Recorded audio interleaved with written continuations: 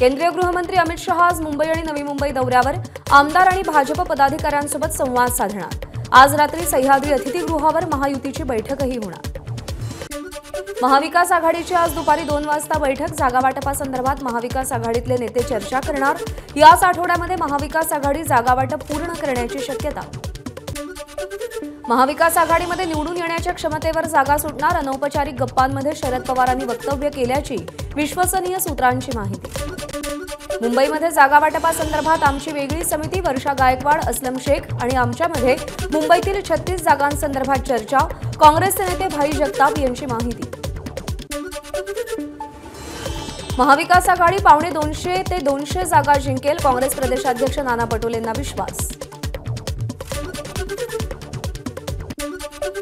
राज्यातील प्रत्येक जागेवर चर्चा सुरू। लोकसभा निवडणुकीसारखीच विधानसभा निवडणुकीची यादी जाहीर होईल। आमदार जितेंद्र आव्हाड यांची माहिती। राष्ट्रवादी काँग्रेस अजित पवार गटाचा आज पुण्यामध्ये मेळावा। पक्षाचे सगळे प्रमुख पदाधिकारी उपस्थित राहणार। पुण्यातील आमदार, आजी माजी नगरसेवक सगळे मेळाव्याला उपस्थित राहण्याची शक्यता। काँग्रेसचे नेते राहुल गांधी 4 ऑक्टोबरला महाराष्ट्र दौऱ्यावर, तर पंतप्रधान नरेंद्र मोदी 5 ऑक्टोबरला ठाण्यात येणार असल्याची माहिती। वंचित बहुजन आघाडीची दुसरी यादी जाहीर होण्याची शक्यता। यापूर्वी वंचितकडून 11 उमेदवारांची घोषणा करण्यात आली होती, तर 2 छोट्या पक्षांना पाठिंबा जाहीर केला होता। मुख्यमंत्री एकनाथ शिंदे आज सांगलीतील विटा दौऱ्यावर। टेंभू योजनेच्या 6व्या टप्प्याच्या कामांचा प्रारंभ मुख्यमंत्र्यांच्या हस्ते होणार। पुण्यातील कात्रज कोंढवा रस्त्यावर लक्ष्मण हाके आणि मराठा आंदोलकांमध्ये वाद। लक्ष्मण हाके यांनी मद्यप्राशन केल्याचा मराठा आंदोलकांचा आरोप। ओबीसी नेते लक्ष्मण हाके यांची ससून रुग्णालयात वैद्यकीय चाचणी। वैद्यकीय चाचणीच्या प्रथम अहवालामध्ये हाकेंनी दारू प्राशन, मद्यप्राशन केलेलं नसल्याचा डॉक्टरांचा निष्कर्ष। मराठा आंदोलकांकडून हाकेंवर मद्यप्राशन केल्याचा आरोप। लक्ष्मण हाकेंच्या तक्रारीवरून 20 ते 25 मराठा आंदोलकांवर गुन्हा दाखल।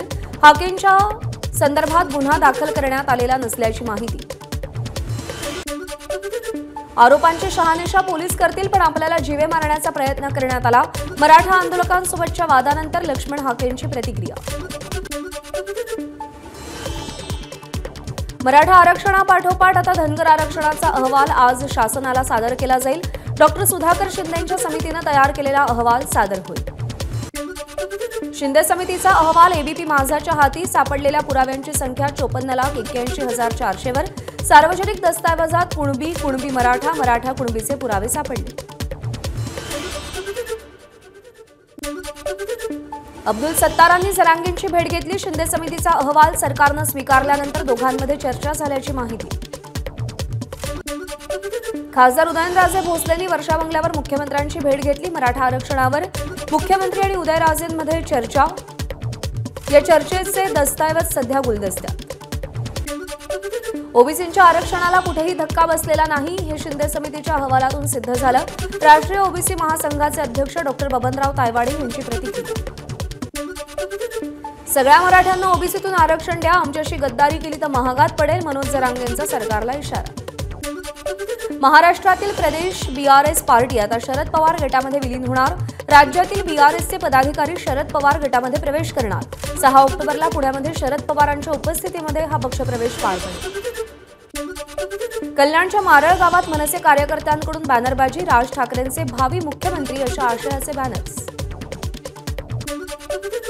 5 ऑगस्टला देवेंद्र फडणवीस मातोश्रीवर जाऊन आले। वंचितचे प्रवक्ते सिद्धार्थ मोकळे यांचा दावा। खासदार संजय राऊतही 25 जुलैला भाजपचे राष्ट्रीय अध्यक्ष जेपी नड्डांना भेटल्याचा खळबळजनक दावा। शरद पवारांच्या भेटीनंतर पिंपरीतील अजित पवार समर्थक आणि अजित पवारांना सोडचिठ्ठी देणार नसल्याचे संकेत। शरद पवार पुन्हा अजित पवारांना पिंपरी चिंचवडमध्ये धक्का देणार असल्याच्या चर्चांना उधाण। निवडणुकीच्या तयारीत काँग्रेसची आघाडी। आजपासून काँग्रेसच्या इच्छुक उमेदवारांच्या मुलाखती। काँग्रेसकडे 1688 इच्छुक उमेदवारांची यादी। 370 कलमामुळे भारतापासून काश्मीर वेगळं झालं होतं, ते कलम पंतप्रधान नरेंद्र मोदी आणि गृहमंत्री अमित शहांनी रद्द केलं। त्यांच्यावर टीका करताना उद्धव ठाकरेंनी आरसा बघावा। उपमुख्यमंत्री देवेंद्र फडणवीसांचा ठाकरेंना टोला। शरद पवार राज्यातील मिनी औरंगजेब, अहमदनगरचं नामांतर होऊ नये म्हणून पवारांसमोर घोषणाबाजी करणारे कोण होते याची चौकशी व्हावी। गोपीचंद पडळकर यांची मागणी। मालवणमधील महाराजांचा पुतळा पाडला गेल्याची शक्यता अधिक. पुतळा कोणी पाडला याची चौकशी व्हायला पाहिजे. वंचितचे अध्यक्ष प्रकाश आंबेडकर यांची मागणी. उपमुख्यमंत्री देवेंद्र फडणवीसांना जे व्यक्त करता येत नाहीत त्यासाठी त्यांनी छोटे नेते ठेवलेत. गोपीचंद पडळकरांच्या वक्तव्यानंतर आमदार रोहित पवारांची फडणवीसांवर टीका. राज्यामध्ये 8 नवीन वैद्यकीय महाविद्यालयांना प्रथम वर्ष प्रवेशासाठी केंद्राची मान्यता. केंद्रीय आरोग्य राज्यमंत्री प्रतापराव जाधव यांची एबीपी माझाला माहिती. अंगणवाडी सेविकांच्या मानधनात 5,000 तर मदतनीसांच्या मानधनात 3,000 रुपयांची वाढ. मंत्रिमंडळ बैठकीत निर्णय. मंत्री आदिती तटकरेंची माहिती. पंढरपूर मंदिर समितीच्या कर्मचाऱ्यांना 7व्या वेतन आयोगानुसार वेतन देण्यास शासनाची मंजुरी. मंदिर समितीचे सहअध्यक्ष गहिनीनाथ महाराज औसेकर यांची माहिती. समृद्धी महामार्गाचं लोकार्पण नव्या सरकारच्या काळात होण्याची शक्यता. मुंबई नाशिक महामार्गावर आमणे इंटरचेंजजवळ रस्त्याचं काम अपूर्ण कामामुळे लोकार्पण लांबणीवर गेल्याची माहिती. मीरा भाईंदरमध्ये मुख्यमंत्री एकनाथ शिंदेंच्या हस्ते विविध कामांचं लोकार्पण. छत्रपती शिवाजी महाराजांचा अश्वारूढ पुतळा त्याचं लोकार्पण करण्यात आलं. जळगावच्या जामनेर तालुक्यातील सूतगिरणी आपली नाही. मंत्री गिरीश महाजन यांची माहिती. ज्या भागात कापूस जास्त पिकतो त्या भागात सूतगिरणी नसावी का? महाजनांचा सवाल.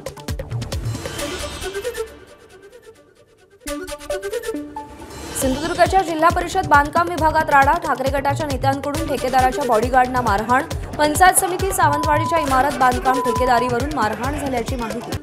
बारामतीच्या माळेगाव सहकारी साखर कारखान्याच्या 69व्या सर्वसाधारण सभेमध्ये गोंधळ. भाषणावेळी सभासद माकड म्हटल्यामुळे गोंधळ झाल्याची माहिती. 2 गटाच्या वादात पोलिसांचा हस्तक्षेप. नांदेडच्या अर्धापूर नगरपंचायतचे अध्यक्ष उपाध्यक्षासह 8 नगरसेवकांची काँग्रेसमधून हकालपट्टी. लोकसभेत भाजपचा प्रचार केल्याचा आरोप. समज देऊनही वर्तणूक न सुधारल्यानं हकालपट्टी केल्याची माहिती. नांदेडमध्ये मुख्यमंत्री एकनाथ शिंदेंच्या समर्थकांकडून बॅनरबाजी. बॅनरवर शिंदे सरकार मराठा सरदार असा उल्लेख. नाशिकमध्ये मनसेचा पालिका अधिकाऱ्यांना घेराव. बाळासाहेब ठाकरे शस्त्र संग्रहालयाच्या उद्घाटनावरून वाद.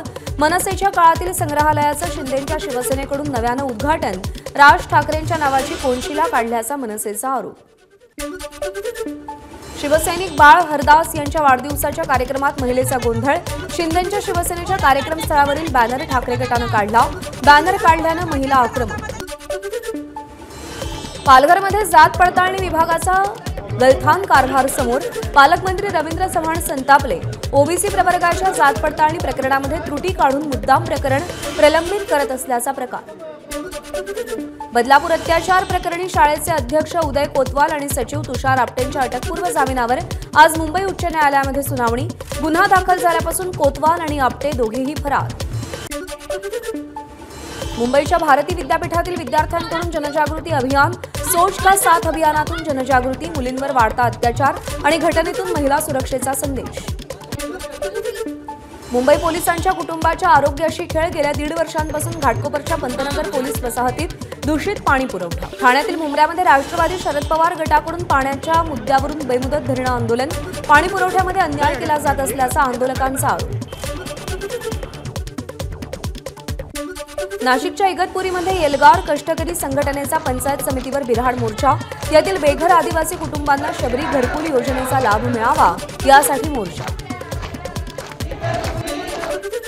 अहमदनगरच्या पारनेर तहसील कार्यालयासमोर भूमिपुत्र शेतकरी संघटनेचं गेल्या 7 दिवसांपासून आमरण उपोषण. दुष्काळी भागाला पाणी मिळावं यासाठी संघटनेचं उपोषण. यवतमाळमध्ये दुसऱ्या दिवशीही भाजी विक्रेत्यांचा संप. भाजी विक्री संघटनेचा प्रश्न मार्गी लावा. भाजी विक्री संघटनेचे जिल्हाधिकारी डॉक्टर पंकज आशिया यांना निवेदनातून मागणी. जळगावात वाहनांमध्ये बेकायदेशीरित्या गॅस भरून देणाऱ्या विरोधात पोलिसांची कारवाई. 73 सिलेंडरसह 5 लाख रुपयांचा मुद्देमाल जप्त केला. यवतमाळच्या पुसदमध्ये 27 वर्षीय अविनाश शिंगारे या तरुणाची हत्या. पूर्ववैमनस्यातून हत्या झाल्याचं स्पष्ट.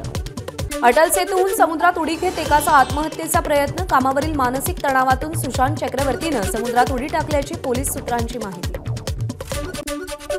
पुण्याच्या भोरमध्ये चालकाचं नियंत्रण सुटल्यामुळे एसटी बसचा अपघात. बसमधील 42 जण जखमी. या प्रकरणी 3 जण गंभीर जखमी. पोलिसांकडून घटनेचा अधिक तपास सुरू. भिवंडीमध्ये ट्रक चालकाचं नियंत्रण सुटल्यामुळे रिक्षाला जोरदार धडक. रिक्षाच्या बाजूने जाणारा पादचारी गंभीर जखमी.